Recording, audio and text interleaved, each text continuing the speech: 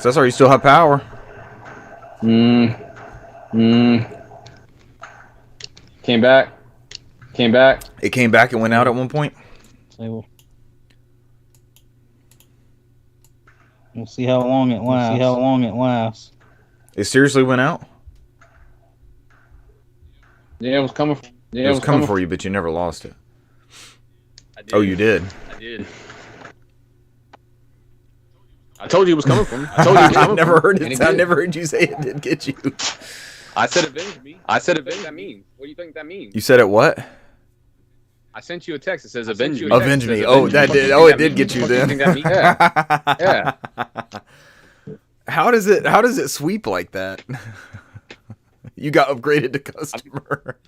I've never seen it on the app. Where they it slowly came up. Everybody just kept where you could see it approaching you in real time. Yeah. That's how you got upgraded to customer. It's your true dream. Upgraded to 4.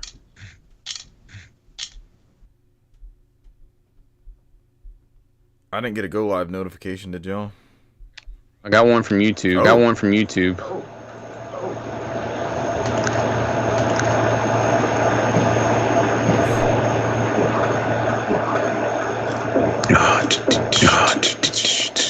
Frank, give me some audio.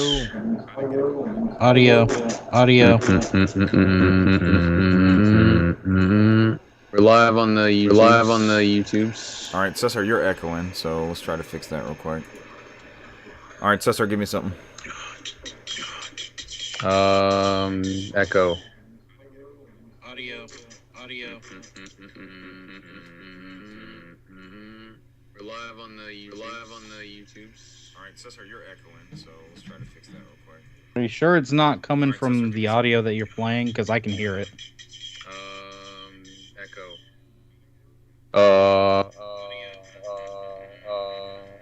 No, I think we're good now.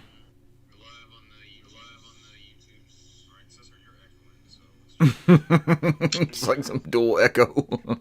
That was some crazy shit. We did that in one of our teams meetings where we just all somebody had left something on and we just all did fake echoes like yeah, at the very beginning. What does it say we're doing? Is it still Ape Escape? Nope. Live recording. NOFODcast live recording, just chatting. We got 2 viewers, so make sure we have 3. Let's get our minimum. Bare minimum. No. Oh, okay.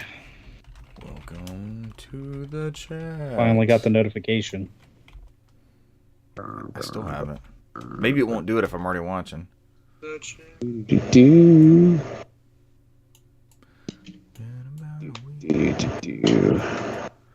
don't like how Restream stacks everything. Even though I have the super, it's not super ultra wide. It's just an ultra wide, but it's got a weird layering thing. Because I try to keep up with Skype at the same time. Because OBS has a little bit of a delay, so I'd rather look at Skype and get y'all's reactions. I don't know. It doesn't seem that laggy this time. No, I could see Cesar's mouth moving. Oh, even though we're live, we're not recording yet, but I have one of those. Sex bots coming after me on Skype where they just randomly call me and message me, and always play it super nice. Like, do you need something? I hope we can. They're like, I hope we can be friends. I'm like, I hope we can be too. But I just wait for the inevitable. Well, it's not been Skype. What was it before? I was telling y'all. Maybe WhatsApp. I'll get this scantily clad invite, and then I hope we can be friends. The same type spiel, and then it turns into like a crypto pitch. I'm just like, what is happening? Mm-hmm. Why is like it a reverse timeshare? Yeah, the crypto bros come creeping out of there. Well, I have you.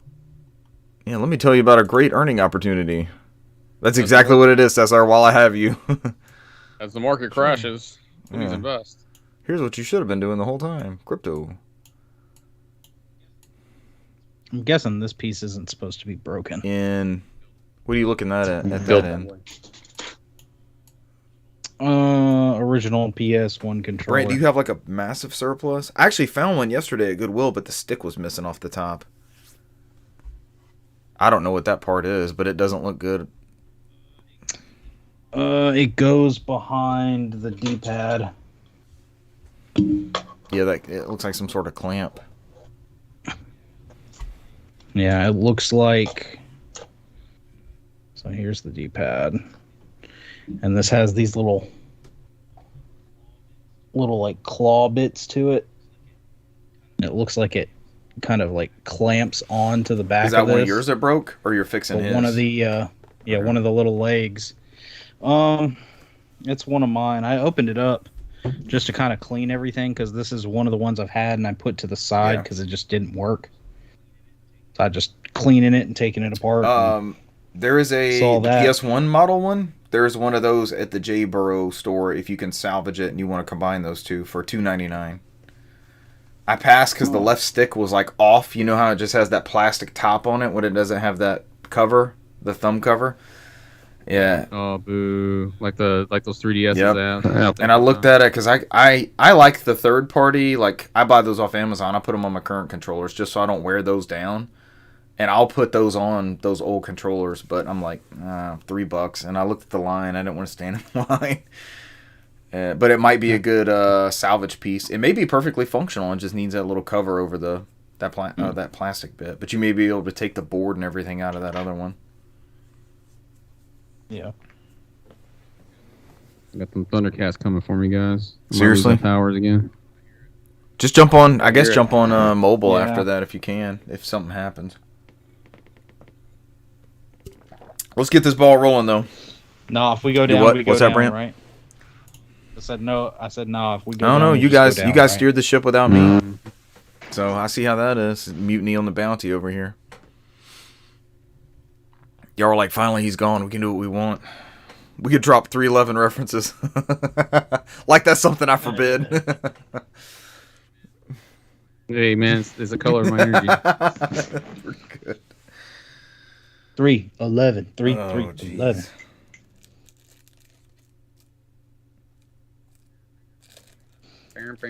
Is that really all we're gonna do? Is three topics? I put one more news bit in there. What you wanted? Yeah, I think so. You did? Let me see. Did it? Okay, I needed to refresh it. There we go. All right, here we go. Are you ready?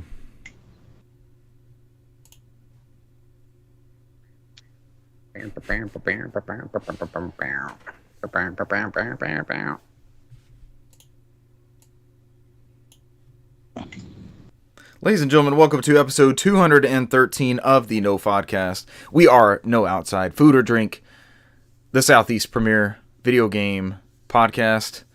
We also make half-ass attempts at streaming over Key 3 presentations, which we made an attempt at doing very, very recently. But now, hey, we're glad you're with us back on Twitch and YouTube. We got that straightened out. We had some collaborative meetings, and what are some other terms I can use? We synergized as a team and streamlined our streaming. We just powered through and ironed things out. Got the. There we go. I like that. It's Buzzword right. City. It's just the Buzzword podcast. Up the OBS. Yeah, we fucking tore OBS down and rebuilt it and made some changes more befitting to what we're trying to accomplish. I think I was pushing it too hard, maybe, but it worked. It worked under those settings for so long, and then it didn't. Yeah. But once we actually had time and made time, all three of us, to kind of iron that out, we got it straightened out. And friend of the show, Renee, shout out for giving us a hand. So now we can stream this podcast live and not use your Zoom Premium, which you also had offered us to utilize. But we're back. A little bit of news tonight. We're just coming off of Key 3, so most of that news is already caught up on. But we do have a little bit. There was a Capcom showcase. Lollipop Chainsaw returns, ? What is that? Does anybody even remember Lollipop Chainsaw? Update on the 3 Persona titles. And there were a couple notes from the Upload VR showcase. There's a website called Upload VR that kind of keeps track of everything across the board, across Oculus and Rift. And can you download VR. I don't think you from the can. upload We you want, downloaded or this just news. upload? We're going to download it to your ears, Brant, and then we'll be able to discuss. So everybody prepare themselves. I'm Richard Bergman, joined tonight by Newsmaster Brant McKee and Lore Master Cesar Concepcion II. He's rocking a t-shirt from his favorite Twisted Metal title. Mm-hmm. Also watching the Page Master. You are completing the Master Circuit, I guess. What is your favorite Twisted Metal, Cesar? Gotta keep the lore going.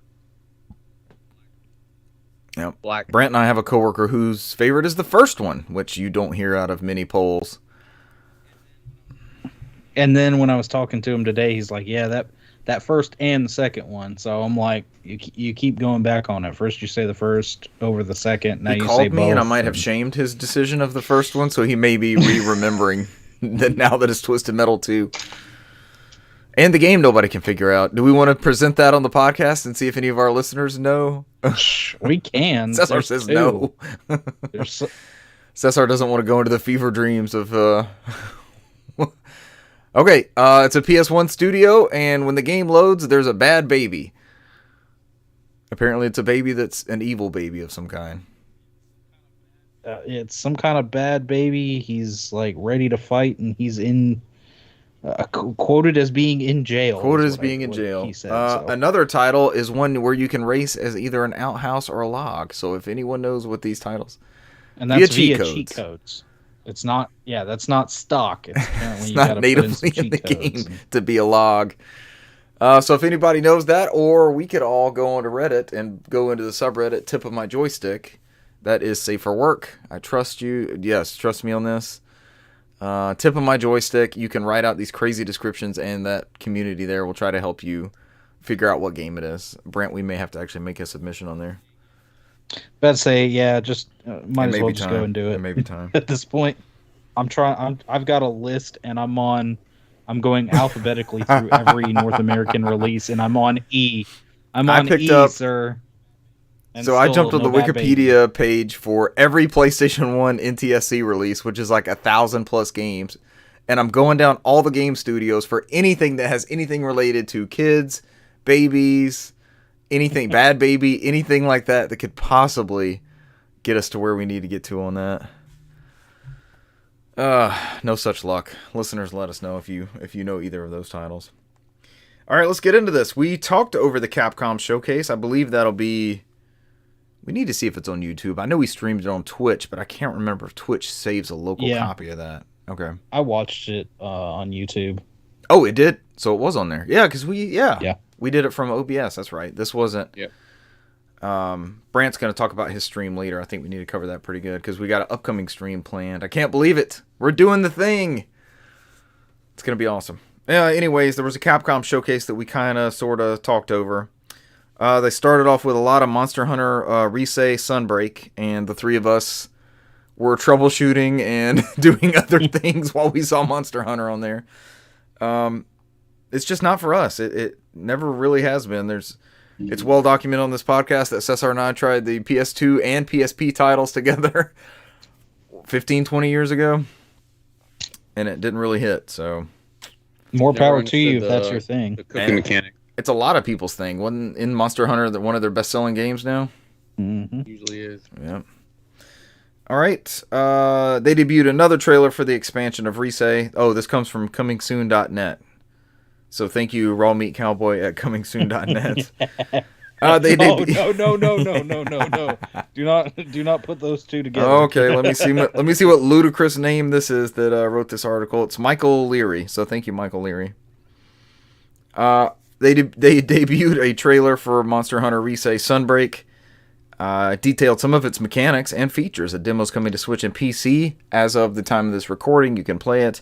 Yeah. Capcom also explained a bit of what will come to the game after Sunbreak's launch. So they spent 10 or 12 minutes on that? Seemed like a majority of their show, just about. We saw another brief snippet of Capcom Fighting Collection. Not anything major new there. We jokingly on this podcast call this the Darksiders Collection, so please be excited for the Darksiders Collection. Stalkers. Dark Stalkers collection, of course. It's not the Darksiders collection. There already is one of those. Several of those. That game's out in 14 days? 9 days. That's next week. Hell yeah. Yeah. There's a lot of games coming out in Yes. June. You got that, you got Fire Emblem, you got a whole bunch of shit. Yes, please be excited. Capcom Arcade's second stadium, which we were kind of bringing up in the live stream. Did they really need this second SKU for this stuff? Could they not have added that to that original Capcom Arcade stadium? It's coming out on July 22nd with games like Saturday Night Slam Masters, Magic Sword, Yes. Black Tiger, and Eco Fighters. Everyone will also Yes. get Sun when getting the base game. And they do note Street Fighter II The World Warrior is available for free for a limited time for the first stadium. And thank you, Jeff Keighley, for giving us a free game at the Summer Game Fest that everyone got. So we appreciate that. Hey man, sorry, free. Got to jump on the bandwagon. Double free. Yeah. Exo Primal got a new gameplay trailer that is the not Dino Crisis. There's a Dragon Dogma anniversary show that's coming up Announcement for on announcement. June 16th, which is tomorrow as of this recording. We'll probably be talking about it next week because it'll have been premiered by then. And Yeah, tomorrow's that in Final Fantasy. I was about to say the Final Fantasy VII anniversary thing is tomorrow as well, right? Yes. What do we think's coming with that? We got any speculation? Is it going to show off some remake part 2 or anything? It's been 2 years, so Yeah, that's the maybe snippet here. that's the talk. I would imagine it's probably just some of that's probably going to be an announcement that 7 remake's probably coming to Xbox and That'd be Steam. good. So And Nintendo Switch via cloud streaming? maybe not Steam. I don't think Kingdom Hearts is still on Steam. Oh, because of the Epic Game Store exclusivity? Yeah, I think they got like a year exclusive probably. That makes yeah. sense. And I wouldn't be surprised if it's coming for Switch streaming. So sure, why not? They showed off some Resident Evil Village DLC, including Mercenaries and Village. and a side mission thing. Do you guys want to touch on that at all? Since I know you guys played you guys played Resident Evil Village, their OG, the vanilla one. It's a continuation of a character that you encounter late in the game. Plus, they're adding Mercenaries, which is awesome. Mercenaries is good stuff. You get to play as Lady Dimitrescu, and didn't they say Eisenberg, and who was the other guy? Wesker. Other guy. No, That was a safe bet. I'm trying to see if it's That was in a there. very safe bet. But everything they showed off looks really good. There's another DLC pack that's another like Chris Redfield playthrough like they did with 7. Not a hero. Not a hero. Yeah, that was good. Not a That was hero. good DLC. Is this the one that's the third person mode also? Yep. It's all in the gold edition, the Gin edition. Yes. Gin edition.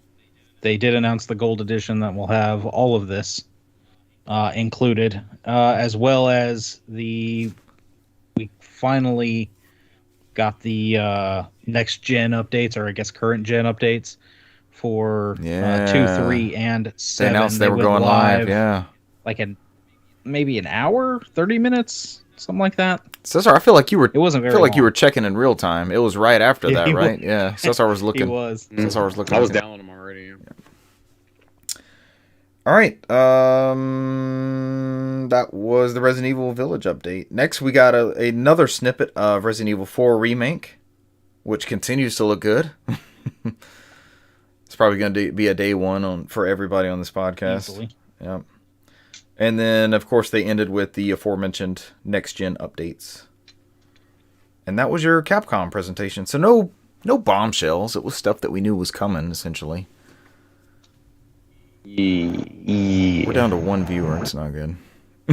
I'm glad we went back to We are. streaming. It's awesome. We're back, boys. Lollipop Chainsaw. Speaking of being back, its former publisher has announced. This comes from Video Games Chronicle and Chris Scullion. There's really not much known yet. He notes they don't No. know if it's a remaster, remake, or sequel. Yoshimi Yasuda was previously the CEO of Kadokawa Games, which published Grasshopper manufactured titles Lollipop Chainsaw and Killer is Dead in Japan. He was also executive producer. Last month, it was announced he would be leaving Kadokawa and would be establishing a new company, and it appears that Lollipop Chainsaw will be one of the company's first titles. Damn, that escalated quickly. He left, new studio, and now Lollipop Chainsaw is apparently one of the company's first titles. Lollipop Chainsaw is backed by Dragami Games, Yasuda tweeted on Tuesday. Please look forward to it. Please be excited. They go on to note that Lollipop Chainsaw was released in 2012 on PS3 and 360 and has never seen a subsequent release, and it is not backwards compatible, and it is not streamable on PS3 via the new PlayStation Plus. I thought it was for some reason, because I had it on PS3 and I went out and got the 360 version. I thought it was backwards compatible because of that. It is not. Killer is Dead is. That might have been one I went and got. This is its 10th anniversary. Noted Marvel Cinematic Universe director James Gunn worked on this. The only video game he's ever worked on, he says. This was also, I believe, the launching point of one Jessica Nigri into video game culture or subculture, as she promoted the main character of Lollipop Chainsaw. Yep. At Jessica Nigri's Juliet was impeccable. Happy 10th anniversary. What was her name? Was it Juliet? I forget the rest of it. It was almost like a... Lewis. I walked into that one. That one's fine. I thought it almost had like I thought we were doing famous Juliet. I thought it had like a lollipop chainsaw. I thought it had like a Travis Touchdown type naming convention type deal. Take Juliet's for 100, Alex. All right, what other famous Juliets do we know? O'Hara. All right, so be excited for Lollipop Chainsaw, whatever capacity this is. I remember that game reviewing favorably and everything. It was super stylish, and it's one of those I played, I don't know, maybe like an hour of. It was not bad. Because she has like her boyfriend's head was cut off, and she's like carrying around the boyfriend's head on her belt or something, right? He's talking to you the whole time. Very stylish, as this news article notes. Brant, when I pulled this story up, it still was the Lollipop Chainsaw one, so I sourced another Persona article. Weird. Maybe this is the news you were headed for. Is this close to it? Heck? No. This wasn't even what I put on there. For some reason, I told you, it's not even the article. Yeah, I told you how to resource it, because it was the Lollipop Chainsaw again on that news. I had the Gamatsu article, but it led to Verge or something like that when I was looking at it. Yeah. Or something like that, or I can't remember what it was. But the news you were alluding to is the update that was for Persona Portable, Persona 3 Portable, Persona 4 Golden, and Persona 5 Royale. And Atlas just confirmed that all of those titles are coming to PlayStation, and it was later today, I believe, because even the article I had didn't have this information on there, where on their website it showed that just Persona 5 Royale was going to be PS5, and the other two games were like PS4. So I'm guessing they'll obviously play on PS5 through backwards compatibility, but this was leading other people to believe that the versions coming to Xbox are probably going to be about the same, that there's not going to be like a enhanced or current gen version of Persona 3 or 4. No path to victory, as Cesar would put it. It's just a path. Hey, Persona 3, Persona 4, who gives a shit? Yeah, it's just a path to Persona. Those games didn't need next gen. I mean, I'm curious to see what the PlayStation Persona 3 portable one is going to be, like how that looks. Because what's the most recent port of that? 0. I was about to say there was an updated Right. version that's considered to be kind of the best version. And 5 was on So 5 was on Steam and PlayStation 4, and then Yep. I mean, 4 Golden was the director's cut. which was so it's PSP and Steam. So those two versions aren't that far back. What were we talking about? Persona Yeah. 4? The original Persona 4 was PS2. Right. And then they came out with Golden on Vita. Vita. And then that got ported over to Steam. Okay. So That's the so director's Vita cut. and Steam. Golden is the So director's that they're not as far back of a stretch port wise as Persona 3 is what I was getting at. So where is that? I wonder what that build looks like coming forwards. Persona 3 was what? 3 was on PS2. Mm-hmm. And then we had 3 FES came out later on, which had the answer. And then they ported it over to PSP. The PSP is the one they added the female MC. They took out the answer. But they updated the battle system, which is more similar to 4 and 5, if I remember correctly. To make it more modern, I guess. Yes, yeah. But you don't get the epilogue. So that's the part that people were bitching about. So People be bitching. So we'll Hey, see man, what those Persona 3. we'll see what those turn out to be. Hey, they're here for current gen gamers, I guess. So that's all we can ask is for that stuff to come forwards. Yeah. Make it playable on something where you don't have to hook up a PS2 or a PSP, which the three of us can make that happen. We can play these builds. We can play these older games that Jim Ryan doesn't want to play. I told you, you know, freaking Atlas surveys I filled out, telling them like port these games on all. Give us these consoles. games. They finally listened. It was like 4 years of that nonsense where they did the random surveys like, "Would you play this Persona on this console?" I'm like, "Yeah, just freaking bring it over. Stop screwing around. Stop asking me every 6 months." Oh, it's like those old survey cards you would get in the game. Remember when it's like, what game consoles do you currently own? Which game You console? play other Enix of America games? Which game console are you looking to get? Microsoft's Xbox, Sony's PlayStation 2. It would have.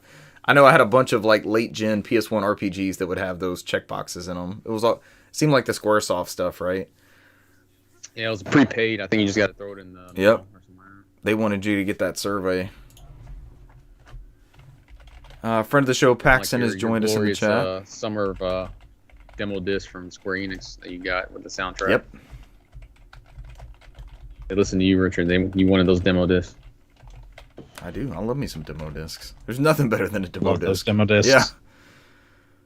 I think okay, so this might be niche for us, right? But if you released some sort of demo disc packaging and you publicized it, right? Just like they did with the Pizza Hut coupons and the Turtles thing. You have a whole generation of people nostalgic for demo discs and would be willing to get a hold of something like that. It would be amazing. Well, I mean, the only thing that they've done that with was VR. Is Yep. the last time I remember it, because there's like 2, 3. 3. I collected all those. There's a little mini 3? collection. Mhm. Yep, there's 3 PSVR demo discs of varying quality, and maybe repeat demos across Yeah. 3 of them for a bunch of them. Yeah. But they were pack-ins for the different builds of the PlayStation VR, and as they came out, so they were good to update. Okay, I'm gonna touch on this last news bit pretty quick. There was an Upload VR showcase around the same time as Key 3.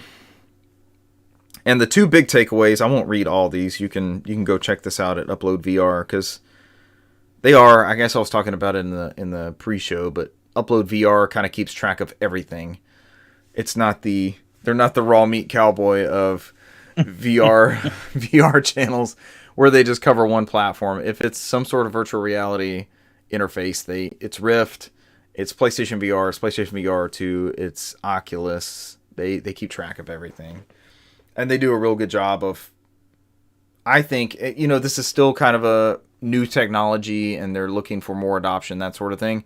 I think they do a good job of promoting the platform. No matter what platform it is, they do a great job of promoting the VR platform. So it seems like this site has gotten more and more of these type shows or insider info or, whatever it ends up being, where it's just something that they that they're able to use their platform to bring out news on. And there's all kinds of stuff in here. I think the two biggest takeaways, especially for our podcast here and our interest, is Moss Book 2 comes out July 21st for Quest. So there was a lot of people who maybe were not getting the PlayStation VR version or packed up their PlayStation VR or didn't have it. Because I think there's a bunch of Quests out there at this point. And that launches July 21st on Quest. So about a month out, and then Moss Book 2 will be out there. And Quest is actually pretty good at doing like pre-sale discounts for certain things, and this might be one of them. And they're also good at, if you already own the first one, they'll give you a discount for the second one. So, or, you know, a subsequent release type thing. Unplugged is a guitar game. It's getting a Pantera DLC pack. I just had to read that. I did not put that bit in the news, but it was interesting to add the Pantera bit in there. And the last one was, if I can get there in time. Oh, What the Bat. There was a very popular game that came out called What the Golf. And this is a, Upload VR calls it a ridiculous follow-up to What the Golf, in which you do various things with a baseball bat, including, you know, hitting. Things will come at you, and it's not baseballs. It's various activities and all that stuff that will come at you, and you're using the VR interface to What the Bat things out of the way. But those seem to be the two biggest takeaways. They showed off some Among Us VR gameplay, which I think is going to be a big thing for VR. They showed off Green Hell, which is coming out for PC VR, which is weird because it's been out for Quest VR for, I think, 2 months or 3 months. It's a survival type game. I looked at getting this one, but it's on the more expensive side of the Oculus store. But that one looked pretty good. They said Green Hill Zone. I was like, oh. Green Hell Zone.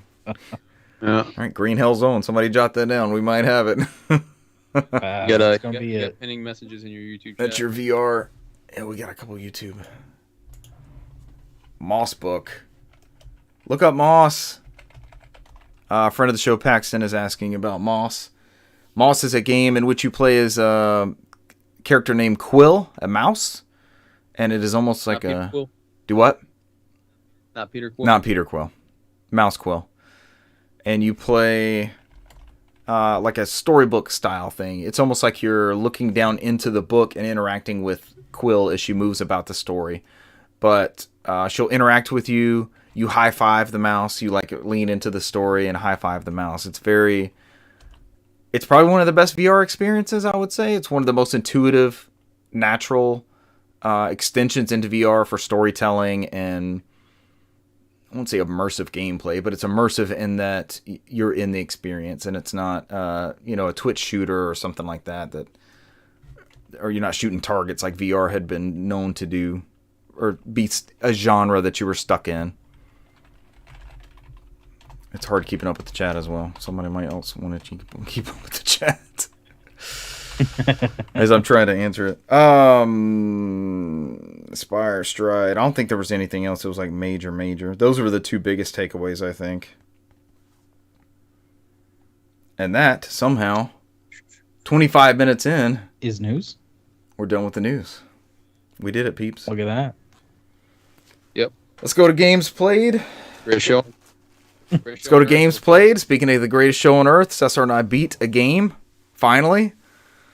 We've been trying to beat this game and beat the last boss for many weeks now. It hasn't been months and months and months. But Cesar and friend of the show, Renee, had roped me into Apex Legends not too far back. And I'm not going to brag on us and say we're like these great gamers and stuff. Clearly we are not.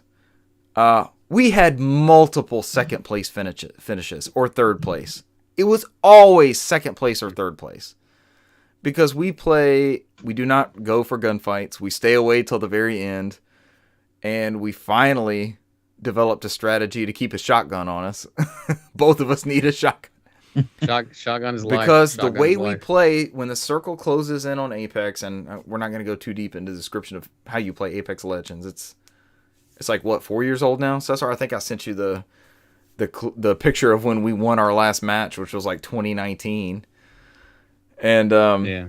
But as this circle closes in, we both had shotguns, And we see up there, we see on this round, because I think we had just come in second. We just come in second. The night before, we came in second twice, and then we came in ninth. And it was like, okay, fine, whatever. It's not meant to be. And then the next day we played, I think we had come in second or third. It was in the top. We were near the top. And Cesar's always like, oh, man, we're so close every single time. And then this was the worst round of Apex, like, leading up to that final bit. This is the worst round we had played yet. We got in a firefight super early. I died. Cesar had to pick up my banner thing and run it to the respawn bit. And that was... Cesar, you were running around with me for what, like 4 or 5 minutes? Where I'm just watching and you're avoiding firefights and trying to get into the circle and all that kind of stuff. Yeah, and outside of that, you also had to get all I had your to respec. I had to respec everything. And then when he brought me back, we happened to be around, like, what are they, death coffins or something? That's what they call them. We're around a bunch of them. A bunch of people died. So we're like, okay, I'm just going to pick up what I can pick up. Obviously, there's people here. We're going to get murdered. And it never happened. we ended up moving in, and then I think it told us there were 2 teams left. And it didn't tell us how many people. And we came in on the backside of the circle. We had the right strategy, and then I spotted the person. I saw one person at least, and I tagged them, and I'm pinging them. You know, there they are. And we ended up kind of flanking them a little bit. They went up high. Cesar, was it a lifeline or was it a Valkyrie like yours? Do you remember the character? It was about. It was because they were up in the air when we started shooting them at first. Yeah. And they kind of sprung me a little bit, like I was getting hit, and I turned around and I'm hitting them a little bit because I got some damage at the end of it. And the Cesar posted a clip. We don't have it on any of our channels, do we? I need to post it on Instagram. So Cesar puts it up. I'm shooting at them and they kind of drop down and disappear.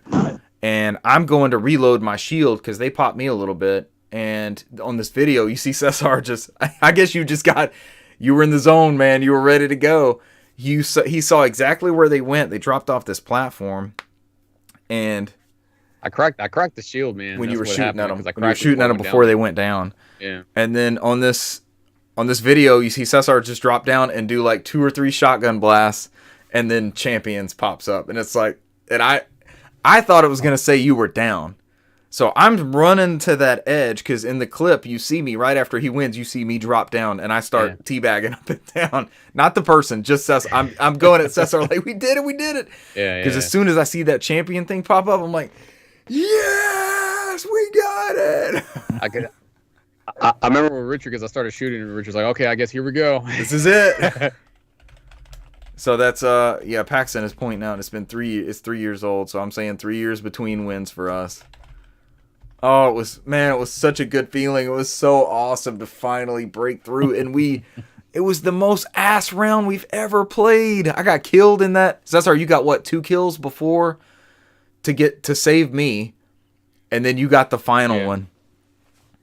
And it just was the most like unpredictably wild finish, and it's like never give up on that. You know, even if somebody's down, like I didn't get up and leave Cesar. I kept watching the game and spotting for him when I could, and until he could respawn me. And it was like, all right, let's finish it out and see what we got, because we have been better positioned, we have been better equipped, we have been better shielded. All these things. We've had Brant. We've done the 3-player thing. We've had better numbers. Like, well, this was 2v1, and we lost another 2v1 earlier in the week where we couldn't snipe that person. I mean, they had the high ground. Me off. I was hiding behind the bush, and I was like, I cracked my shield immediately. It still pisses me off because we had their number, man. We both had snipers. We were way away from them, and they killed both of us. Never snipers again, man. Nope. When we get that close, man, all shotguns, and we made it work with the shotguns. And that was just, after all those weeks of build up and close finishes and everything, it was just like, yes. And every time we get down like that, and I did this with PUBG, I'm so shaky. I'm so tense and nervous. Like, they're going to come for us. They're going to find us. Everybody be quiet. And then I'm like crouched near stuff and I'm listening on headphones. Like, can I tell where they're at? Are they behind me? Are they to the left, to the right? And it just gets to be this like tense survival thing because I'm not as good with the shooting in this game. If it comes down to 1v1, I'm losing 19 out of 20 times. I'm not going to win those gun battles like that. It's got to be me springing somebody or jumping them or following up. You know, one of you guys start shooting at them and then I follow up, that sort of thing. I'm just not going to win those because I'm not as good with knowing where the buttons are and when to heal and all that kind of stuff. Cesar, that one we lost, you taught us how to heal, right? Because we didn't know how to like recharge our shields. Yeah. Me and Brant have no shields, and it's like, well, what do we do? Right? Yeah, but what do we do? You gotta hold up, and then you gotta rotate, and then there was a whole thing behind it. So yeah, but you got lifeline, so you gotta remember if you have your L1, it automatically deploys the bot. Does that heal shields as well, or just the health? Health. I mean, when you're doing that, that's the positive because you can start just healing your shields when you're throwing that bot out there and not having to do back to back. Like, unless you have a Phoenix kit, because the Phoenix kit will do. That's everything. Right. Every time I pick up a Phoenix kit, I've never used it. I've never been in the position to be able to utilize it.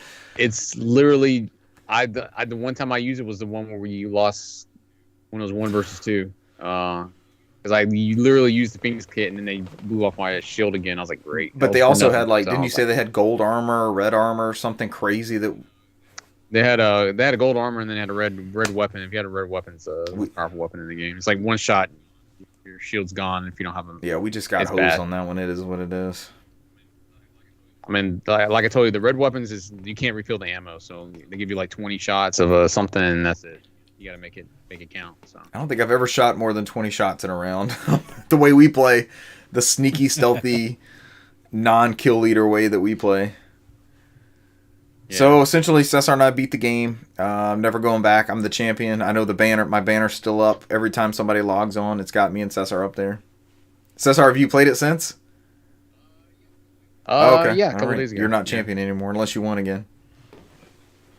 I did not win again. No. Brant, we got to get on there and do the trios again because it's just so much. It's just so much fun. Because the match we played a few, and one we died like instantly because we dove into what Cesar calls the butthole. God bless them butthole. And people call it. It did not go well in the butthole. Oh my gosh. We kept punching. Both me and you got kills doing that. But still, we wound up both going down back to back. Like Cesar got us up and then immediately down. I'm like, what am I doing wrong? This is fun. I get kicked once and I'm down immediately, so that's fine. It's like a trick to go when you go into the tunnel. You have to punch the wall, and if you hit the wall a certain way, it drops you immediately, and then you can start getting weapons. Like I keep doing it wrong because I get caught up in the physics in the wall, and I'm like, great, I don't drop down there because that's how people get down there so fast. Like we all go down there at the same time. They punch the wall and get down faster. How does that work? They do it so often. You have to hit it at the right angle because it janks the game out where it just drops you straight down. Every time I do it, I get stuck in the wall and I have to run down and do we need to start practicing going to the butthole more? Probably that's hard. That's usually a joke moment, but I'm never gonna be that good. It's like the same thing when we get on the level with the Roshin gun. I mean, every time I go into Roshin gun, I die. So I'm like, it's 85. Yeah, but there's a butthole on each level. Oh. You've showed me that. Here's the butthole in this level. Don't go in that butthole. Yeah. The only one's the Roshin gun that looks like the Naruto attack. That's the one with the huge circle. That's the one I think me and Renee went in there a couple times, and we looked out once when there was nobody in there. Usually we get in there. There's good shit in there. So there's a couple of times I went in there, and like, oh, this looks empty, and then I get dropped immediately because somebody's already crawling around in there. So I was like, this is great. I'm already down. So that's our Apex update. I'm definitely down to play that whenever you guys want to. I'm hooked on Apex Legends. It's so much fun. We played some Halo, all of us, on and off. Did we have anything? Oh my gosh, that was a weird night, Saturday. I forgot that. We started off 8-1 or something. It was something ridiculous. Non-competitive. We were all cranky by the end of it until we started winning the very last. What 3 straight to end it or something like that? Yeah. God, what happened? How do you lose? We were 0-8-1. We tied 1. It's how do you lose and tie that many? And it was all big team battles. There were so many of us on there. I think it was 7 at the most or 6. And there's so many of us on there, and we can't split up into squads and break away and do the 4v4 modes or anything like that. It's like, all right, we're all in here together.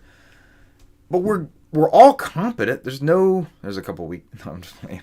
There's no weak links. We're all competent Halo players, and it's just like we just kept turning in these losses over and over and over. It was so frustrating. For 2 hours of losses. For me, I'm 50-50 because there's some rounds I do great, and then there's some rounds I suck. That's Everybody literally has their all of rounds. us. We're not acting. We're a video game podcast. We love this industry. We love news, all that kind of stuff. I would say none of us are great gamers. I know I'm not. I'll speak for myself then. I'm not a great gamer. I have some great rounds. I have some awful rounds.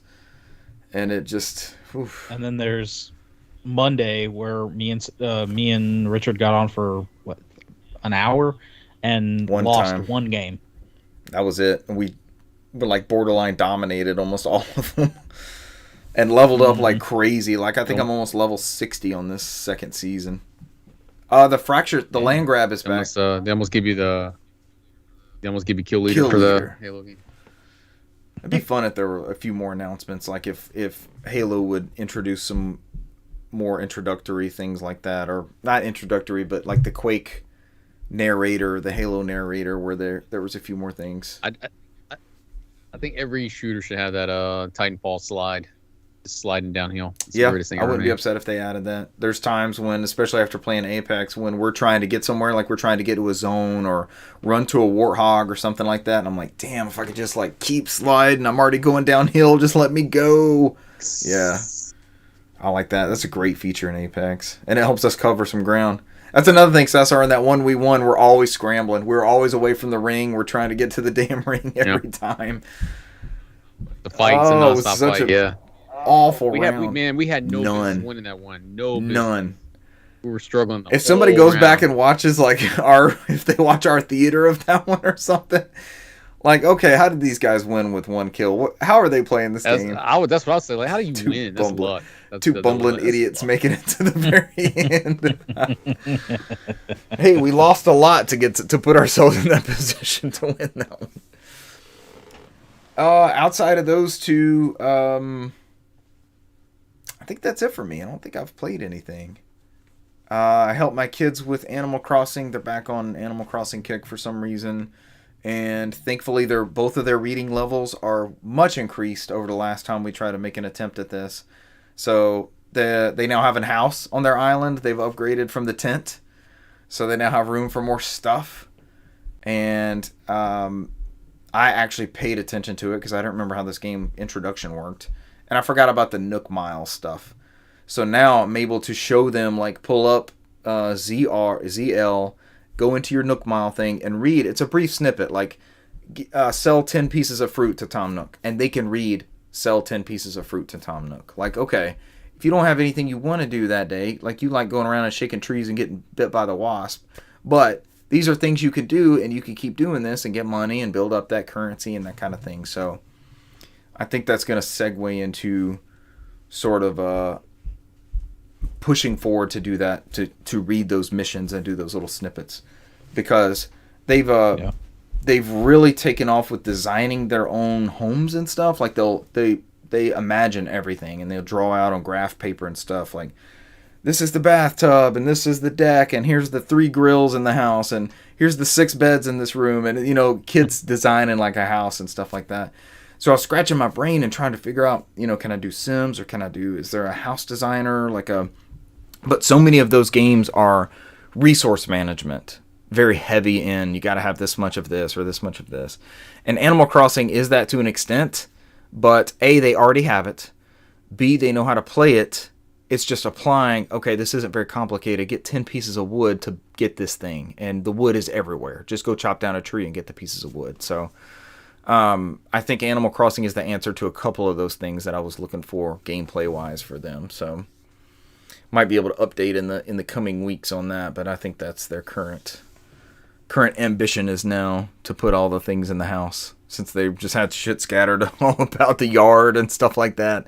It's like now they're not trying to put stuff in a tent. They have a house to put stuff in now. So I'll be interested if they ever take off and start doing Minecraft. They have asked for Minecraft. They saw it on something, and I have it for Switch, so maybe that's when I pop in and download whatever God tier 80 gig updates that it's going to take. I guess it's not that bad for Switch, but I can't guide them through that, though. I don't know what that is. Do I just hand it to them and let them figure it out, sort of thing?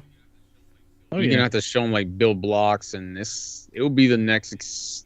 you can pretty much build anything there. I've seen people build like the freaking Taj Mahal in there. I mean, you can build whatever you want. So you can build working computers. Actually, we were talking about Roblox a couple weeks ago, or maybe last week with that Sonic thing.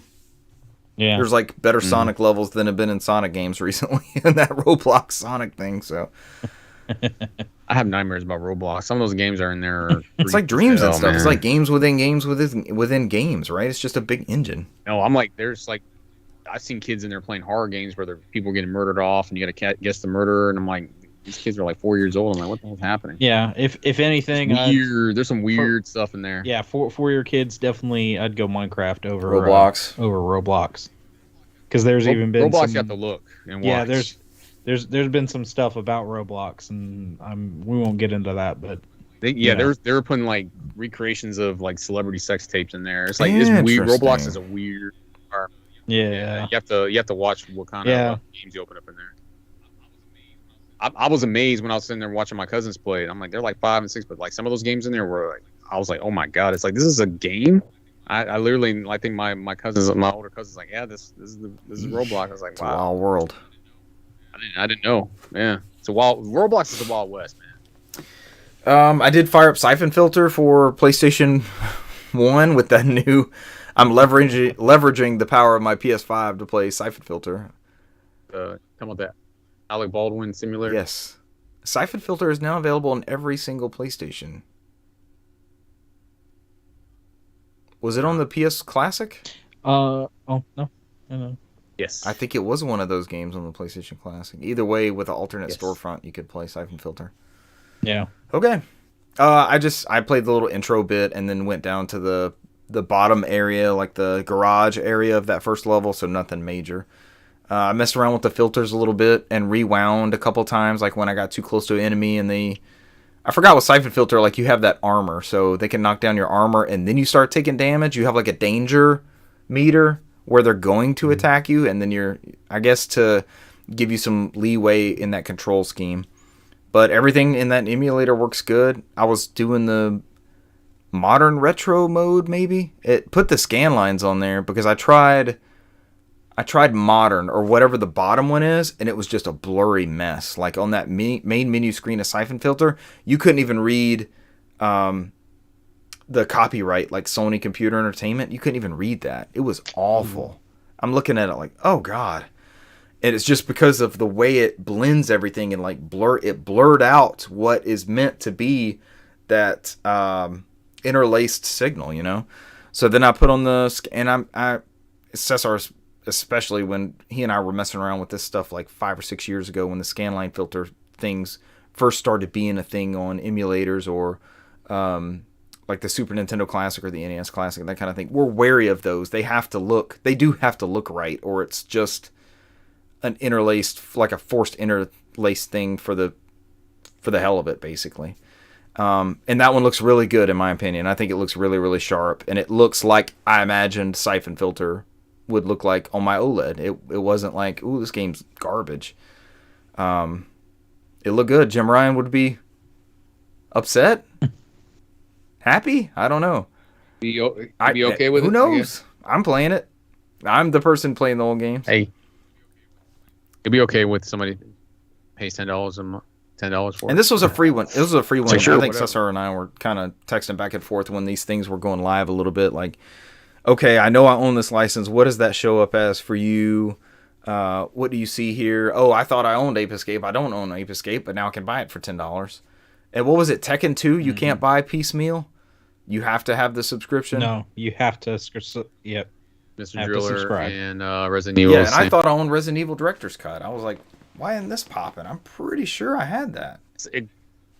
Tekken 2 glitched out for somebody on Twitter, and they could buy it for $10,000. Sold! Yeah.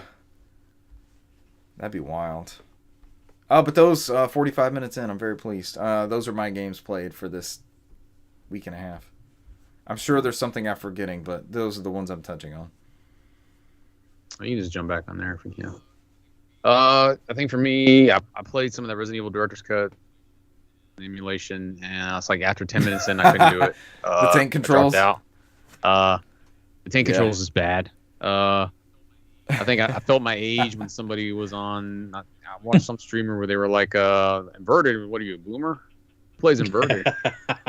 I was like, oh, that's a pretty good disc because I don't play inverted anyways either. So y'all old asses do. But I don't play inverted. I know Renee's that way. Cause I mean, every time we go, like when we went to my cousin's house and he tried to play Halo Infinite, he's like, oh, I can't do this. It's like you had to go in there and like change controls and ruin it for my cousin, my other cousin. So, cause like, and then he come back and was like, what the hell's this? Because like he does inverted like up and down, and he doesn't do inverted left to right. Some kind of weird combination he does when he plays those games. See, I never know whether I prefer inverted or not. Like I have to go in the settings and mess with it and see which one's right because I know instantly because Siphon Filter I knew instantly was inverted because when I went in first person mode, I'm like I'm going down. So yes, I'm pressing down is going. Yes, up. that is wrong. I did the same thing and it was wrong. Yeah. But like the Shadow of the Colossus games, they're left to right and up and down. They call inverted something totally different, and I always get those backwards. Like I literally have to mess around with Shadow of the Colossus to figure out which one it is. There are some that, like you said, that do the reverse. So like this is the inverter controls. I'm like, no, that's fine. I'm fixing it. I'm going inverted to fix it, and I'm like, nah. In flying games, I think I'm backwards on flying games too. I just want to press up, I go up. I just want to press down, I go down. I go left. Press left, I go left. Right, I go right. I'm a simple. Okay, so I am backwards on those then. I do like. I'm pushing down on the throttle, so I want the thing to go that way. And then if I pull up, I want the plane to go up this way. I don't know what part of my brain has that maybe backwards or. That's a common one flying games though. If it's like the throttle stuff on there, I might play it differently. But it's been so long since I've done. You know what the true test for us to figure this out between the three of us is for them to release Descent for that PlayStation 1, the PS1 classics. You remember Descent? I'm looking at it right here. Oh, I have Descent too. I love Descent. That was one of our first Mac games when we got that Power PC Mac. Descent's good. Yeah, not the movie Descent, which was actually not that bad either. But I think they rebooted Descent I think that studio came out with another newer Descent maybe 3 or 4 years ago on Steam. I don't know. I mean, I think there was something that was. You can look it up now. I think there was Kickstarter recently that just came out. I think it was supposed to come to console. I'm gonna look it up real quick. Outside of that, I fired up Resident Evil 2, or the Resident Evil 4 prequel, as some people call it. Resident Evil 3, and then Resident Evil 7, and went through those on the PS5 native. I mean, they're prettier versions of the game. I think the biggest thing I noticed is that the load times is way faster, which helps when you die. You can load faster because those situations piss me off when I die and I have to wait for the screen to load. So, I'm looking at you, Elden Ring. Just aggravating sometimes. I think outside of what we mentioned already with Halo and Apex, I think that's the majority of what I play because, like I said, the only thing I've really put time into is going through Resident Evil 2, but I'm only like literally the first. I just got to the Raccoon Police Station, but I mean, I don't know if I see anything really different other than it looks better, looks faster. I do notice that the adaptive triggers do work, so you do feel each gunshot on the PS5 version, and something else popped in my head, but I'm not going to sit here and try to figure out what it was. But the activity cards. I noticed that when I was going through and I pulled it up, it does have the activity cards going on there to show what goes next and what the percentage is completed. You know, not every PS5 game takes advantage of that. Yeah. So it does seem like the Resident Evil current gen upgrades do take advantage of some of the features that were built into the PlayStation, so which is neat. But all right, Brent, I know you played more than all of us. Me, I went through 100 episodes of One Piece in the last 3 days, so I'm almost halfway through. So aside from regular Apex, I also downloaded Apex Mobile. What? Yes. And was talking to a friend at work, and mentioned that I played Apex, and it's the first time since the game came out, and it feels like a completely different game. And they just released the mobile not too long ago, so both me and him have downloaded it. We played a little bit together a couple of times, and he's been like playing nonstop. He's already like level 20. Damn. And I've played a few more times, and I think I'm level 6 right now.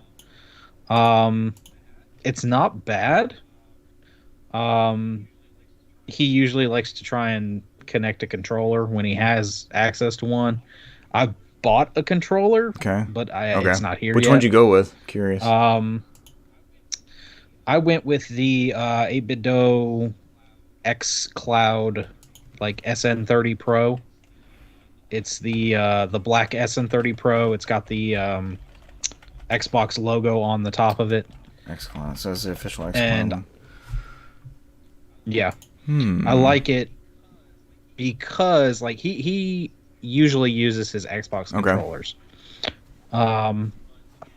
But again, he goes through batteries like crazy. He's like, I hate that it's still, you have to either go buy a battery pack or just, eat up regular batteries.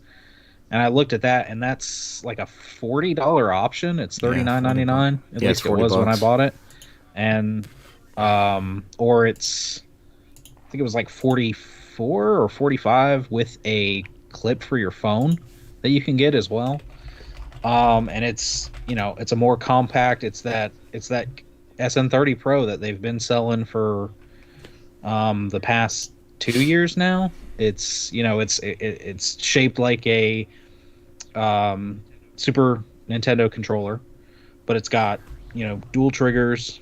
It's got analog sticks with L3, R3. It reminds me, I've got this Hyperkin one, but it's a USB one. It kind of reminds me of the form factor of this one, but it has the analog sticks are inline. They're not offset like this one. Offset, yeah. But it's those SN30 Pros are pretty good controllers. I think somebody, I remember, Richard, you just reminded me, somebody on Twitter had made a comment about that where they put on there like inline analog triggers like God. Like God intended. It started a war on Twitter. All right, real quick in the middle of this rant, that Descent spiritual successor is called Overload, which is a totally non-specific name. It is out for Windows, Mac, Linux, PS4, and Xbox One. So I'll be going to check that out probably later on this evening just to see if it's...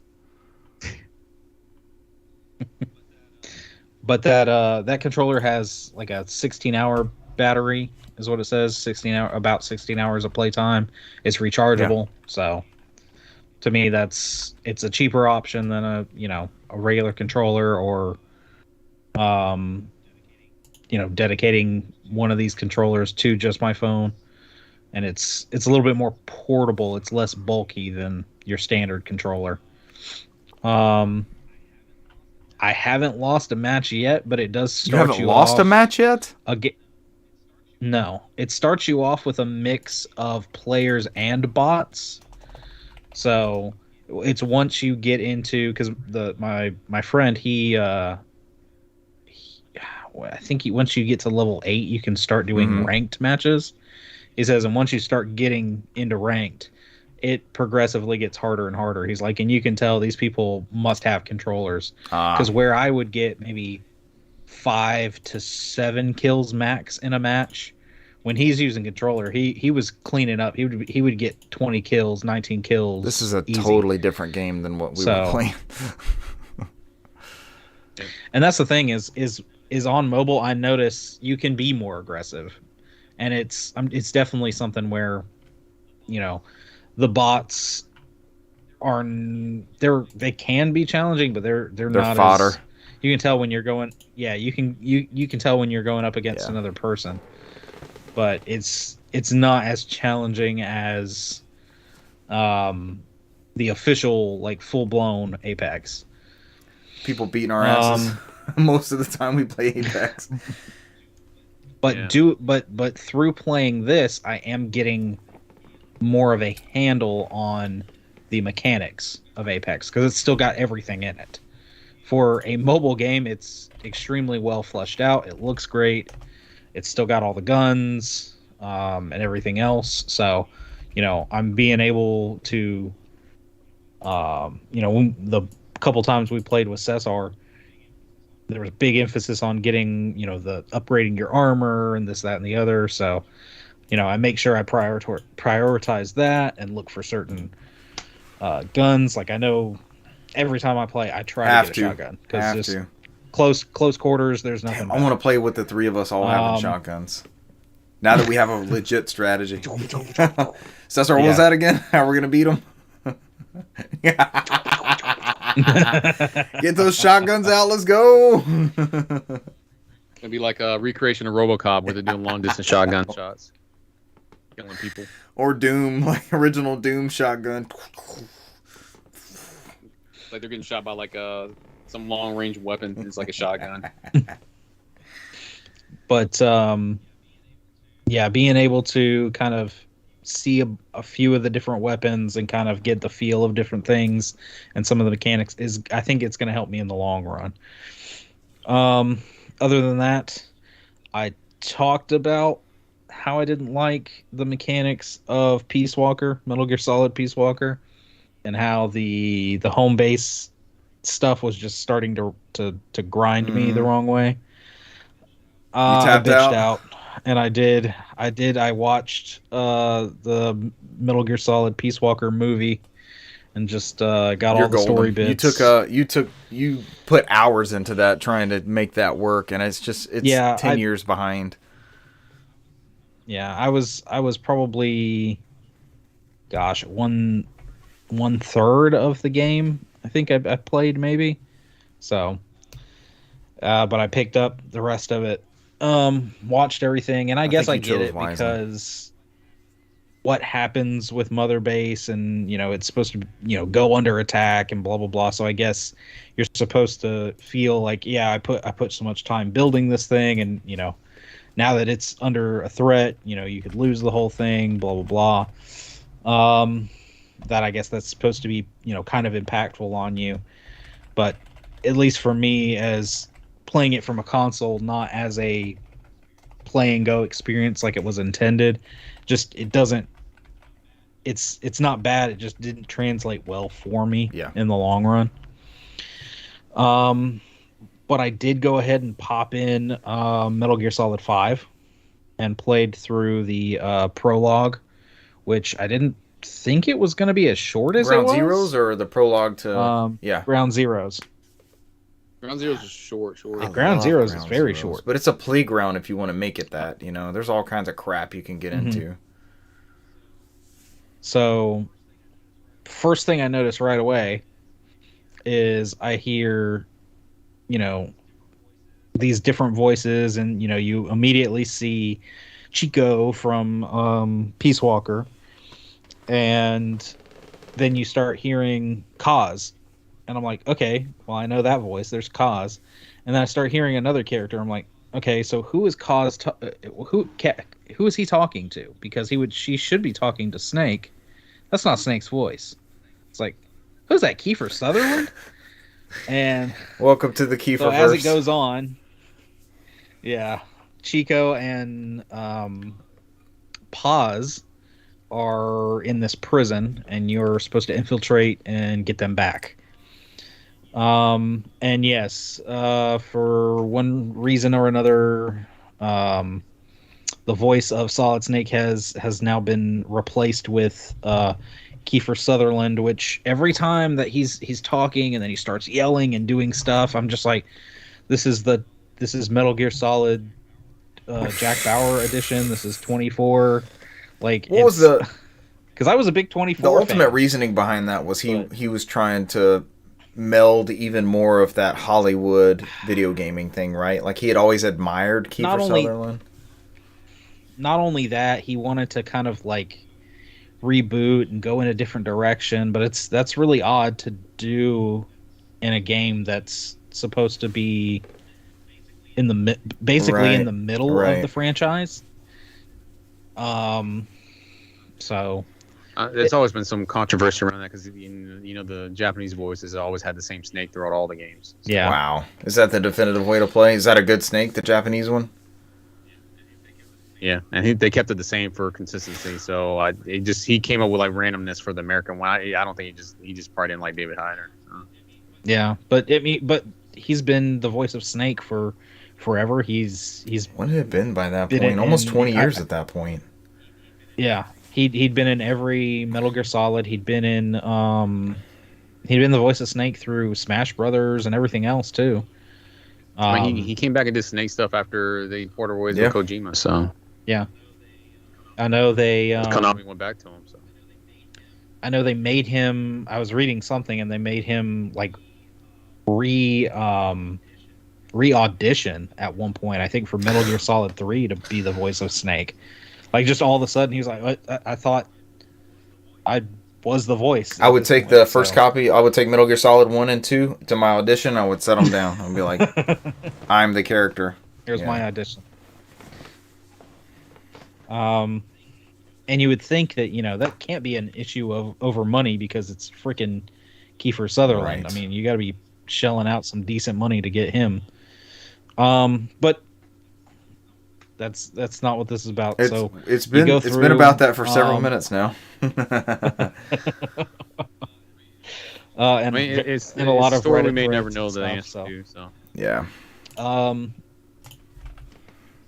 But yeah, you have to sneak through. The gameplay is a little bit different. It plays a little bit different than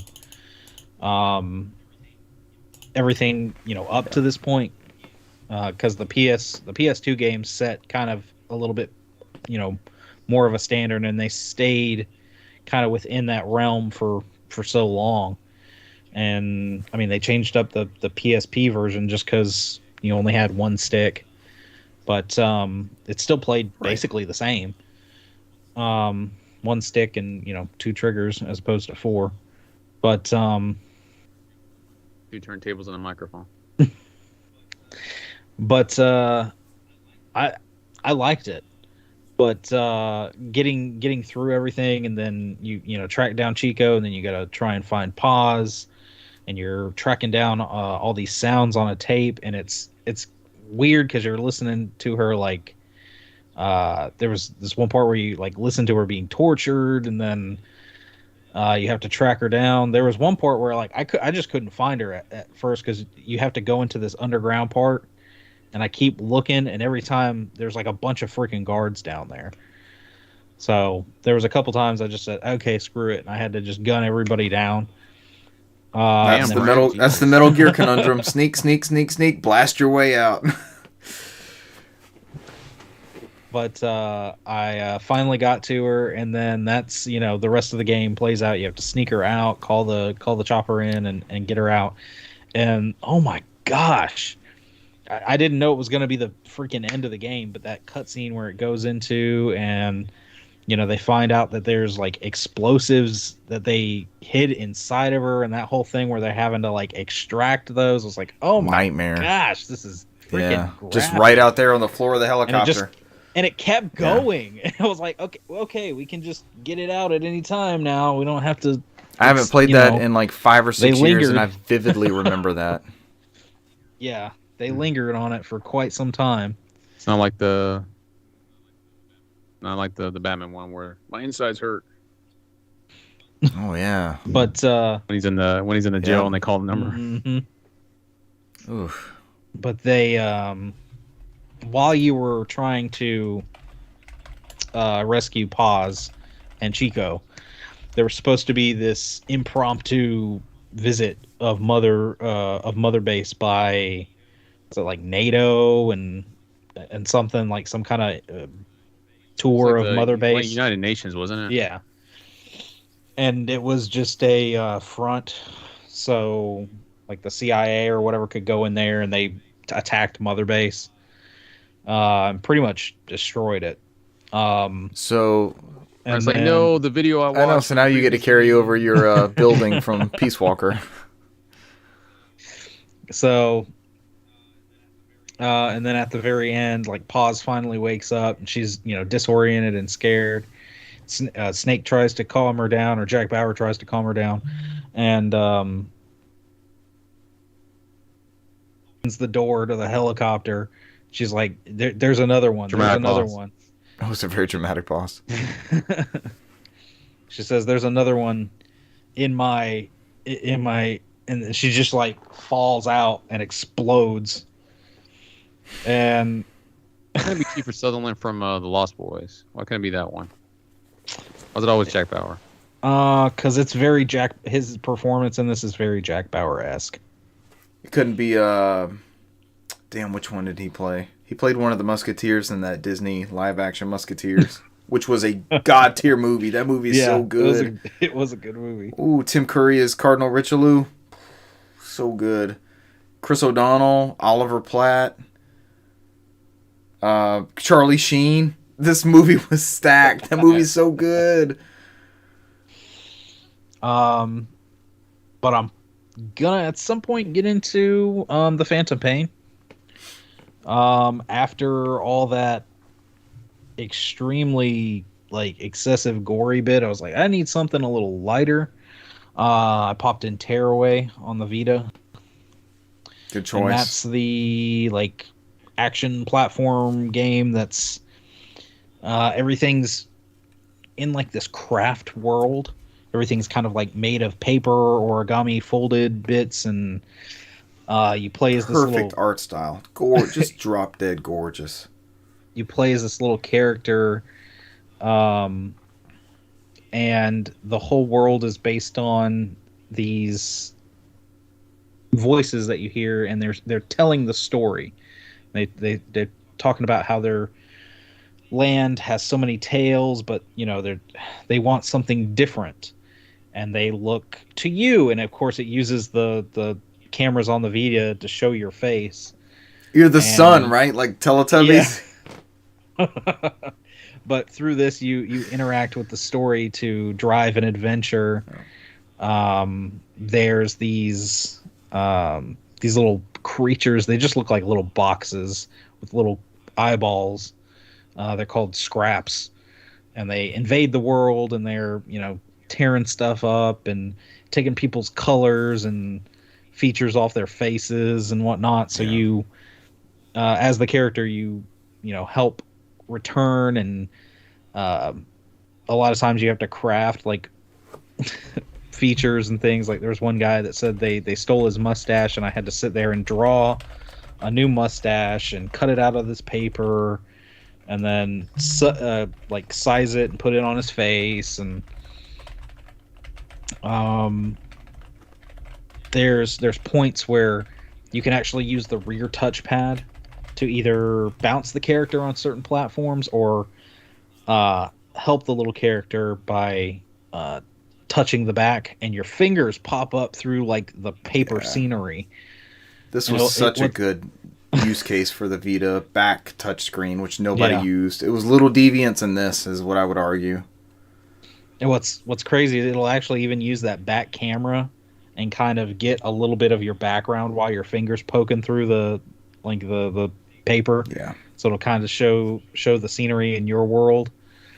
It's got a lot of personality, and it's I was thrown off that like you couldn't jump or anything at first, but those are things you unlock. So like the first thing you wind up being able to do is your little character gets the ability to jump, then he gets the ability to roll, and his whole thing is he's trying to traverse and get up to the U. And you go on this big adventure to climb this huge mountain, and then once you get there, one of the voices is like, no, I can't end like this. We got to go somewhere else. We got to have a different story. And so that's where I've stopped right now. I think I'm about a quarter of the way through it. But it's actually a pretty good game. I never did finish Tearaway. Tearaway was so good, so special. I bought it for PS4. There's the Tearaway Crafted Edition, and you told me, you're like, no, please play it on the Vita one. And I'm so glad I did, because I'm interested to see this game on PS4, but I can only imagine how it had to have gotten pared down.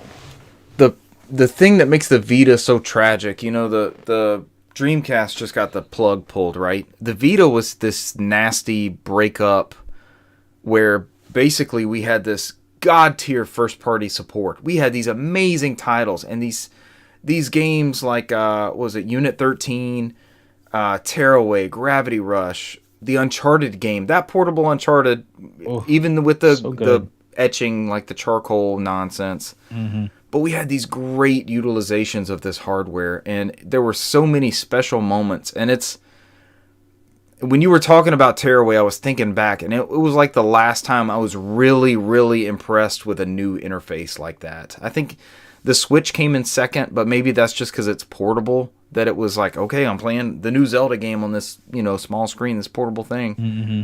But the Vita right out of the gate just had so many of these original type games, like Japan Studio type games. We loved this stuff, and then we started getting filler and ports of like Sly Cooper and stuff like that. And it just, then it was this, then it became an indie machine, and it was Vita Island on the Beyond show, and they were trying to beg for stuff to it, and it felt to me like it got nasty. And they've admitted since then, was it Andrew House was saying, they probably put it out to pastures. Who was it? Jack Tretton. Yeah, said Jack Tretton. They put it out to pasture too soon. They should have kept supporting it, and I'm just like, and when you bring up these games, and I'm living vicariously through the ones you got your son, like Killzone Mercenary and these things, I'm just like, God, these were such good titles. I was so into this console. They were awesome. I had almost no interest in the Vita, and Cesar was telling me about it, and he signed us up to go to this PlayStation event downtown where we got to see them and play with like little deviants, and we played the Uncharted 3 on the brand new 3D the 3D TVs right there. Yeah. Mm-hmm. And it was just like it went from off my radar, I've got a PSP, I don't think I need this thing, my PSP has great games, to I have to have this piece of tech. It has the screen, and it's an OLED, and it just, God, the Vita makes me mad, like the Dreamcast makes me mad, and the Wii U, it was so unrealized. But the ones that got it, the titles that got it, like you're describing with Tearaway, there's no replicating it on any other platform. It has to be played on that platform it was designed for. Yeah. I was in it. I was in it day one, man. I got mine on launch. I did too. We all did. Once I was there, watching that E3 presentation where they were showing Uncharted Golden Abyss. Yeah.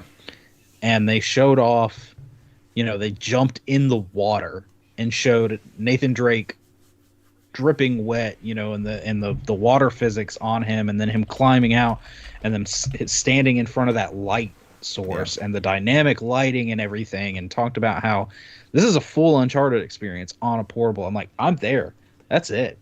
Like, this is amazing. And the game card thing at that point was mind blowing. Like, it's on a that by that thing, and you have this entire game, and it's just like, golly. They still hold up. Tearaway still holds up. These games on that screen and that platform are just, it's still unrealized, I feel like. And lastly, real quick, I'll wrap this up. We all knew that we were getting the new PlayStation tiers this past week, at the start of the week. Oh, yes. And in anticipation of this, I actually went in and did a little looking and stuff, and I went ahead and bought the PlayStation 5 camera. And sold another one. And then talked Richard into it after I got mine and played around with it. And looked into how you can stream from your PS5, and just decided, I was like, hey, I think I want to go ahead and just stream some of these classic games. And he did the damn thing. On Monday, I streamed about an hour, a little over an hour. Hour and a half. It was an hour and a half. Of Ape Escape, and had an amazing time playing it, because that's one of those games where I always pick it up every now and then, play around. probably do like the first 2, maybe 3 levels, and then go, okay, well now I'm gonna pop this in and play around with it, or because you get the feel for Ape Escape after the first couple levels, but it's never one of those I've beaten. But with this new program that they have, there's some select PS1 classics that actually have trophies, and this game has 12 trophies in all. Did you pop any yet on that one? Oh yeah, okay. I've popped like 3, 4, something like that. Okay. Because I don't think we could see them on the stream. Which, by the way, I'm not gonna. Unfortunately, I'm not gonna jump into your gameplay, but you were very entertaining on the stream. It was. I tried. It was fun to follow. It was fun to watch. It was entertaining gameplay. The crazy stuff that happened. Your character got. Is he Spike or is the enemy Spike? No, he's Spike. He's Spike. He got stuck on a. He got stuck on a ledge, and it was just like yeah, and he was hung on that thing, and it just never. Yeah. He eventually got up there. Yeah, I was jumping from platform to platform, and he went to that platform and grabbed the ledge of it, and then would jump up and like fall back down and grab it over and over and over. Like I don't know what's going on. He's just doing that. Oh, I was laughing my ass off. We love when games break like that. It's so entertaining. But you were very good. You were very good on that stream. It was a lot of fun to watch. I didn't play around with a lot of options. I might go back and I might play around with some of the controller mapping. I might play around with like that CRT filter. And I know at first at default my camera just didn't turn on. Yeah. And I was already in game and I was already streaming. I was like, screw it. I'm here now. I'm playing. So that was, I think it was great. And it gave me confidence because we are going to be streaming the new Teenage Mutant Ninja Turtles Shredder's Revenge. We're going to be streaming that sometime Friday night, all of us. And we're not all going to be on camera. So it gave me the confidence for all of us to be in a voice chat and agree to broadcast the voice chat. And then we'll just be on there, giving our commentary over the game. Because you did a great job just commenting over your gameplay. And it was awesome. It was fun. And I'm going to plan to keep it going. Stick it with Ape Escape? For this Monday, I'll probably continue through Ape Escape. But there's a bunch of PS classics I can go through. There's all sorts of PS4, PS5 games I can go through, plus anything on Xbox. And then I know we've got that Elgato and stuff, and I've just got to mess around with the capture on the computer, because at one point I got stuff kind of going, but I know the sound wasn't there, and I just had to mess with the sound settings. And another time I tried kind of playing with something, and like all my settings, all my OBS and everything was all messed up. I'm like, okay, I just don't have time for this. We can get on there like you guys did with me on this setup. We can get on there with you and figure that out as we go. But streaming from those consoles, it was clean. I semi set up Xbox. All I did was sign in, but there's a button to press go, and that's it. And same with PS5, it's broadcast, and you type in whatever you want it to be and go, and that's it. It just works. So I was reading, we've got to agree to broadcast our party chat, and then we're good to go on Xbox. And each person, I believe, has to go in and say broadcast party chat and agree to do that, and then it'll work fine. But other than that, that was me, and I look forward to streaming. I know that was we had talked about this earlier in the year. Me and Cesar are trying to go through back catalogs and just play more things. Cesar's killing his. Cesar's always, except for the fact that One Piece is now slowing him down because he's trying to interfere with his life. break 1,000 episodes. So when you're grinding 1,000 episodes, so 50% done, it's almost there. Dang. But I was up till like 2 a.m. last night. I was getting to the good arcs. Every time I get to the good arcs, I'm like, next episode. You can't stop it. Skip the opening, skip the credits, skip the opening, skip the credits, next episode. Yep. But I'm doing the same thing. I'm going through to games I haven't played that have been on the shelf for forever, or franchises I've just ignored. So, and your big thing was streaming. And we started out just doing our normal shows, but then I know we had technical issues and we couldn't figure out what was going on with your PC. And you didn't buy the $3,000 PC. I know, just you. That's what it is. Me saying that I wanted to stream those PS1 classics lit a fire under you, because you reset your PC. We got everything going over the weekend. We troubleshooted. You set it up, and Just stupid fix. I streamed Monday. Then we did our show Monday. We did Capcom, and We're back, baby. We're here again. So, and we're gonna be here Friday. We're back, baby.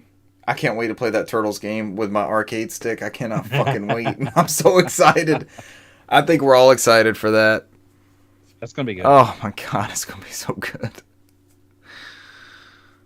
Oh, that game's gonna be fun. Oh, we didn't. I don't know if we talk about this on air or off air, but do we want it to be the three of us on our podcast stream? Do we want to try to rope in 3 other people? However you want to do it, sir. You're more running. people want to come. Yeah, go for it. More the merrier. You're on the. You're conducting that train. It'd be fun to be 6. Since they just announced the 6-player thing, and I think it would be a lot of fun to have 6 people in there. It'd be crazy. We all just have to figure out exactly who we're getting. Yeah. So look forward to that Friday night. It's coming. I don't even care whatever the character nobody wants. So. Yeah, me neither. I'm playing with 5 other friends, or 4 friends and some other person. I'll just play.